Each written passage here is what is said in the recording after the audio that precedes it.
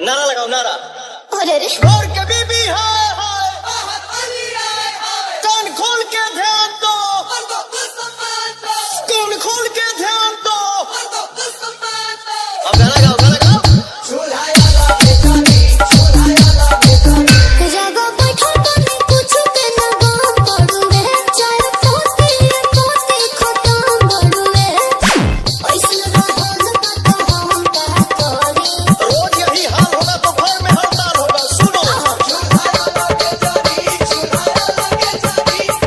हमारा से लड़ा बुझे भारी भारी चूल्हा लगे जारी। हाँ रोजे रोजे झड़ा पुता प्यार के करी चूल्हा लगे जारी। अच्छा हरे अच्छा हरे अच्छा अरे नारा लगाओ नारा। अरे रे और कभी भी है कान खोल के ध्यान दो, कान खोल के ध्यान दो। अब गाना गाओ गाना गाओ।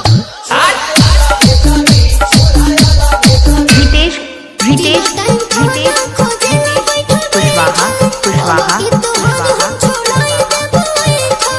तो सुनिए श्रीमती जी, मैं भी कम नहीं हूँ। बोलिए ना। यदि घर में मर्द से लड़ाई होगा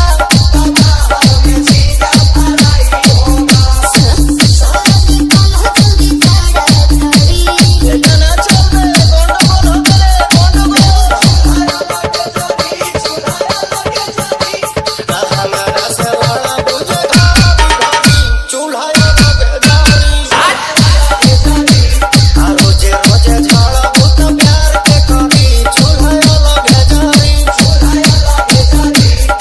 रितेश रितेश रितेश रितेश कुशवाहा कुशवाहा